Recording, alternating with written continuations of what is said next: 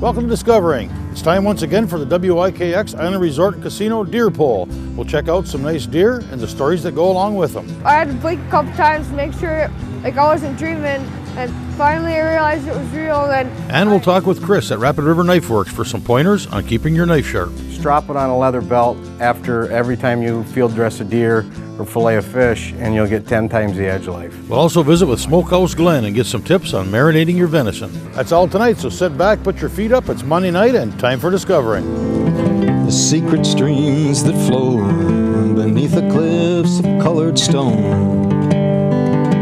Forest thick and healthy with birch and pine and oak. Surrounded by the greatest lakes this world has ever known. The black bear's awesome presence as he roams the hills and fields.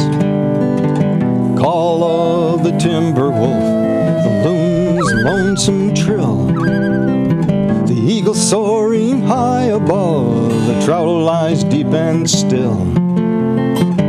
These are what I treasure,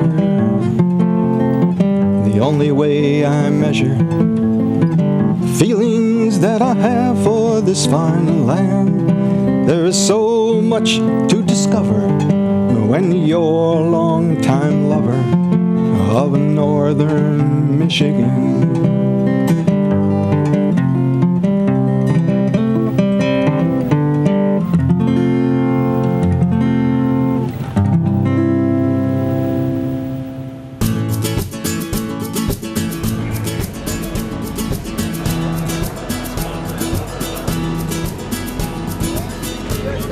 It's our 17th annual out here for the deer poll, and we're having an amazing turnout. So far we have 50 registrations and 13 of them are youth. We've seen some amazing deer out here tonight, and there is a big buck registration, so that person will receive a $300 good towards shoulder mount of their choice of location. We have several muzzle loaders that will be raffled off tonight. Everybody that comes through gets a chance to register. There's one for the adults and one for the youth. They're donated by UP Whitetails, and you don't necessarily need to have a buck to come through, so it's great to see family coming out here with their youth, sharing their stories with one another. I think I've seen about 500 people here tonight, so we're excited. It's a little chilly, but we're staying warm. 149. 149. Had to do double take there for a minute.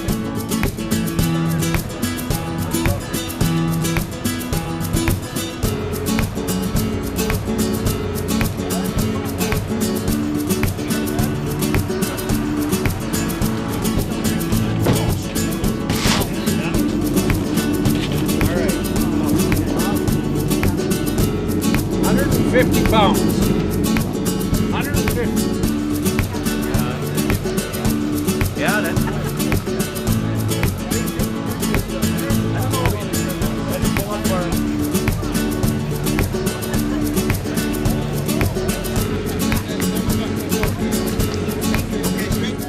139. It was about 8 o'clock in the morning. We were sitting in the blind, and a doe came out, and then about 15 minutes later, he came out and he stood behind a tree, so I fired a shot just to get him moving, and he sat right in the middle of the lane after that. And Dad tried to cock the gun, and it got jammed, so he gave me his gun, and I couldn't see out of the scope, so he had to fix mine. And then I shot him again, and he got all hunched up, and then I shot him again, and he dropped and brought him home. Great stories, great deer, and it's a great experience for everyone. There's people I've seen out here year after year. They bring their kids. I've seen them, over the years, and now they're teenagers and they're having a good time. So that's the whole purpose of hunting season, is sharing it with your family and friends.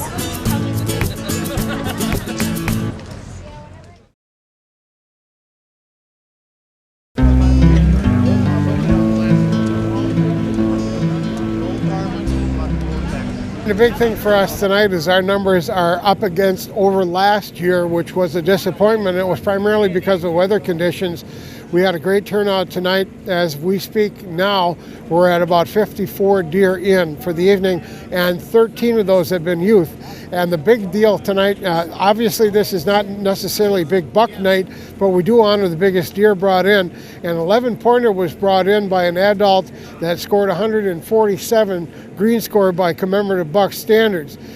Prior to that, though, a youngster came in, and this may be the first time a youngster takes the cake in the annual deer poll, and it was a 10-pointer that scored 148. 1 point difference at this point based on the scoring by Dave Wellman, and that's the type of night we're having. The numbers by the DNR registration, as they're saying, are down 50%. We're doing the deer poll at the Rusty Rail. As of 1 o'clock today, the night of the deer poll, we had over 80 deer in, which is almost half their best ever. The numbers are up there compared to where others are. And the other thing that we're seeing is the size of the bucks that are coming in. The body weight and the antler development is outstanding. Now, is this going to be the standard? Far from it. We understand that it's going to be down significantly across the Upper Peninsula, but this is the attraction to bring people together to find out there's still some opportunity and the wonderful fellowship that we have in hunting, and this is, to me, the most heartwarming part of this evening. So it's a great time. It's 17 years we've been doing this, and it just doesn't seem like 17 years. And every time, I had a youngster come up to me now that took my hunter safety class 4 years ago, shot his first buck tonight, and that just warms my heart and what we're all about here and why we do what we do, Brian. Well, I shot him second day at 11:30 in the morning. I was walking, still hunting, and jumped it, and I seen it had a nice rack as it was running off, and I got a shot at it, and I tracked it for about a quarter mile, and when I caught up to it, it was already dead, and shot it in Dickinson County. It weighs 205, and rough scored at 147 and a half, I believe it is. Well, this year it's all about the weather. As you know, we got a big snowstorm in the north central and the western upper peninsula. The migration started out of the north part of the peninsula on November 12th, actually, and in many places deer were gone before people ever got to camp. A number of people weren't able to get at their camps. The only place that we're not really seeing a big snow factor is right here where we're standing in West Delta and Menominee County. If you go 40 miles to the west, north, or east, we've got snow that's prohibiting the hunt in a lot of cases. Our harvest is down pretty substantially. We had a down year last year, and it's down again as much as 50% across the Upper Peninsula from last year. We're seeing very few year-and-a-half-old bucks in our harvest. Some stations are reporting as light as 10% year-and-a-half-old bucks. And that's not, there is some QDM ethic that's contributing to that, but mostly it's a factor that the year-and-a-half-old bucks just aren't there as a result of the last 2 winters that we've had. Now, what we're coming into is a scenario that we haven't seen since the early 1970s with this cold weather and lots of snow that we've got. We're headed for our third tough season.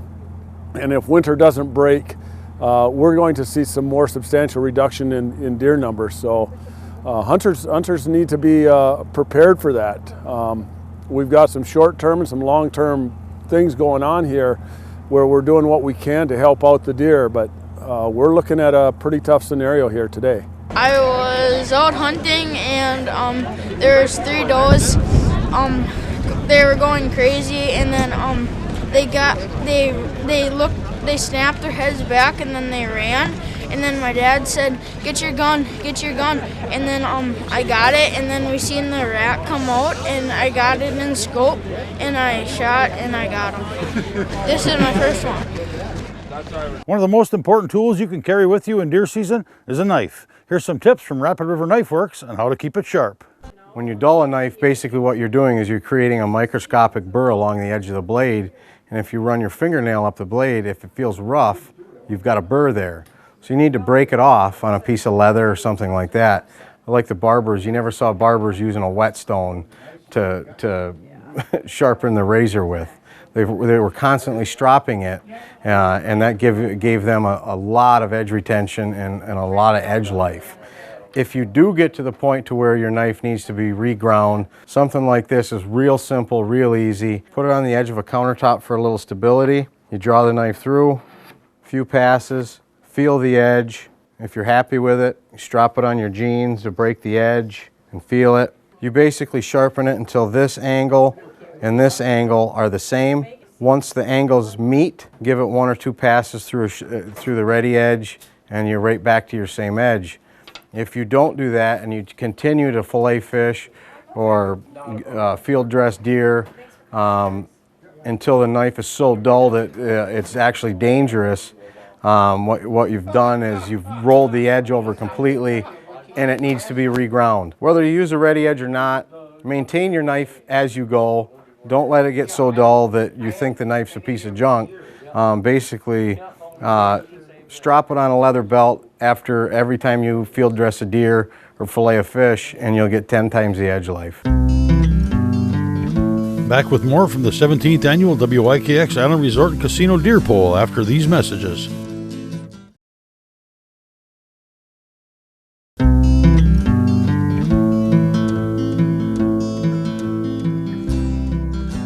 It's opening morning, got out to my post, freezing my butt off, seeing nothing. Went to lunch, got back. It was about 12 o'clock.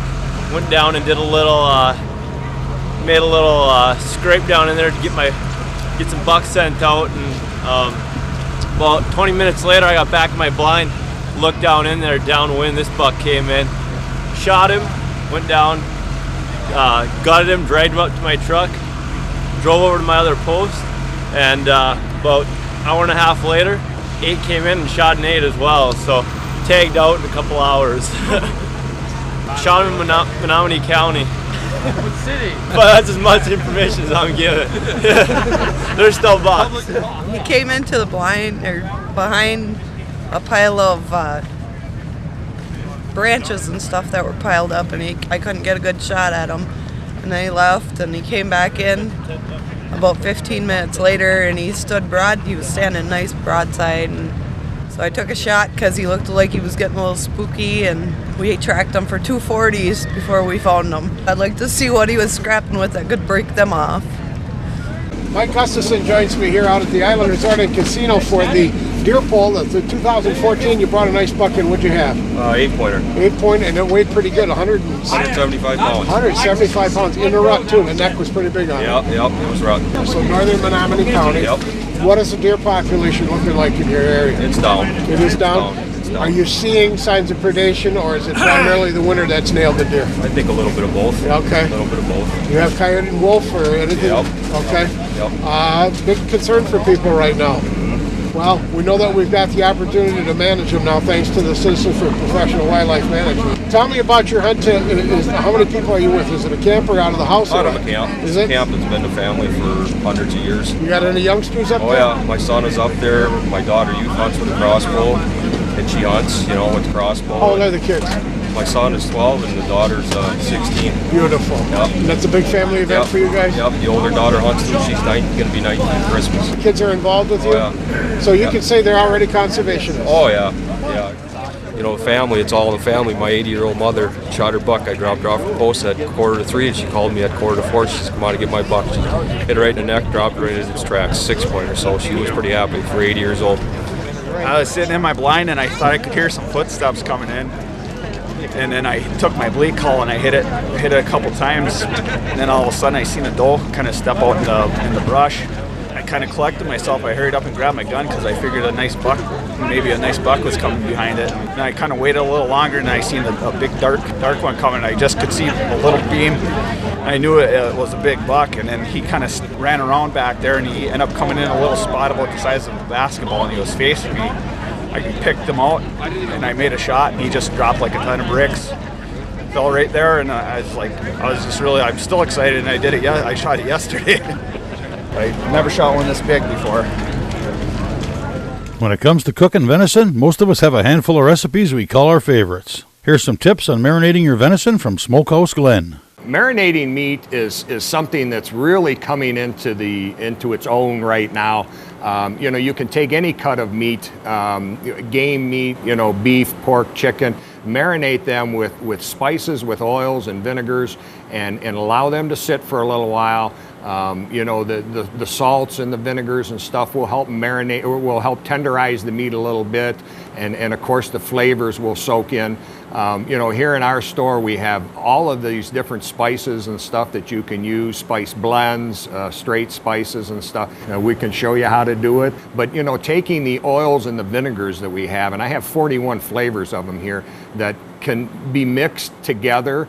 Take an oil, take a vinegar, something that you think you know suits your taste. It can be something a little hotter, something a little milder, you know, garlic and different things, and you know, mix a little bit of those, pour them over your meat. You can add a little spice if you would like, and then let it sit, and then cook it later. Let it sit overnight. Let your imagination kind of flow with it a little bit too, and you know, when you're cooking up your game, your venison, or whatever you might have, just adding a little bit of something to it flavor wise, and you can really take something that's great anyways, but you know, you raise it to a new level in my book. You can do so much with marinating and soaking some of your meats and stuff. We'll be right back with more from the 17th Annual WYKX Island Resort and Casino Deer Poll after these messages.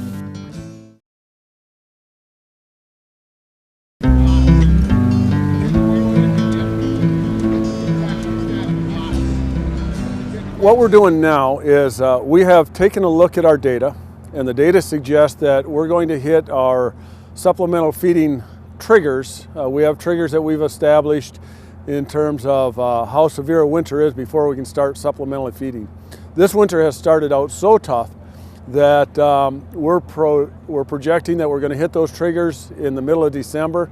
So rather than wait on making an announcement, we released a press release today that's going to announce that supplemental feeding will be allowed to begin on December 15th. Now, the important thing for folks to remember is that they have to get a permit from the DNR office. The permit is free, and they need to follow the rules. We want to make sure that if they feed, and to be honest, the DNR has some concerns about feeding in terms of disease transmission, predator sinks where you're sucking predators in, and a few other issues. But if you're going to feed, let's make sure that you do it right, follow the rules that are established on the permit, feed the right stuff. Don't be feeding bread and donuts and candy and chocolate and that kind of stuff. But feed what's on the permit, and let's move forward and let's let the hunters do what they'd like to do in order to help this deer herd through. It is a tough winter.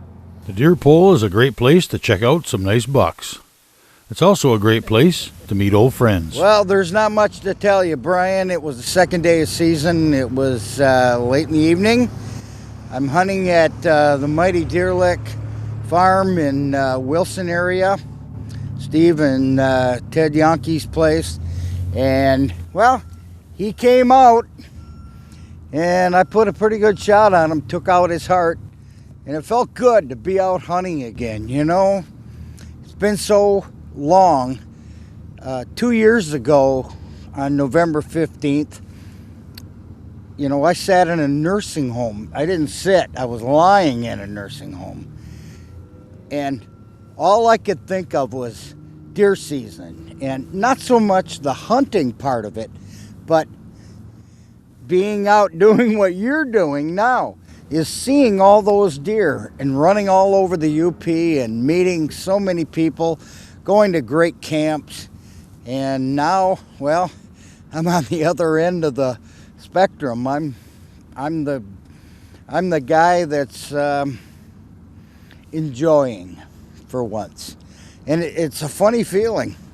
I'll tell you, not having to answer phone calls and run around and chase down deer, it's wonderful. And it's been from what I understand, you know, a less than spectacular season, but I hear there's a lot of nice bucks being taken, and that's a good thing, you know, that hunters are harvesting some nice deer. But what's ahead? We saw the winter, how it's starting. Well, I did a lot of filming over the years of some pretty tough times with deer in winter yards, and if there are winter yards, habitat left. And I'm so glad that, that at least now we've got people that are focusing on getting our habitat back. But it's not going to happen in my lifetime, and it's not going to happen in yours. It's going to take 100 years at least. But we can work on it, and that's what we're leaving future generations, so they can do this. It was about 4 o'clock on 17th November. I was sitting in my stand, just sitting there, and finally a doe came in, and then a little while later, this doe just comes charging in my bait. Then this big buck comes up behind her, and I had to blink a couple times to make sure like I wasn't dreaming, and finally I realized it was real. Then I pulled the hammer back, waited a little while, and he started running away, and I shot him on the run. Then he ran about 20 yards, long shot. And he scored 147, like the horns. It only weighed 127 though, small body. Ladies and gentlemen, we have a winner tonight. Now that beautiful 11-pointer over there scored 147 green score. Wow. And it's a nice deer. It's one of the best we've had here tonight, but I'm going to tell you right now, it was beaten by 1 point. A 10-point that was green scored by Dave Wellman, scored 148 points, and the winner is right here, Tanner Chevalier. How about a round of applause for Chevalier? In the 17 years that we've been doing this program, this is the first time a youngster has taken it. Tanner, you're the big winner tonight. How old are you, Tanner? 13 years old. And how many deer have you shot? 5. 5 bucks and 13? Can I come and hunt with you? Sure, where are you hunting, my friend? Well, that's it for tonight. Congratulations to all the lucky hunters, especially the kids. And good luck on what's left of the deer season. Thanks for watching, and we'll see you next week, right here on Discovering. Well, Tanner Chevalier, you are the winner tonight of the biggest buck, 10-point buck. How much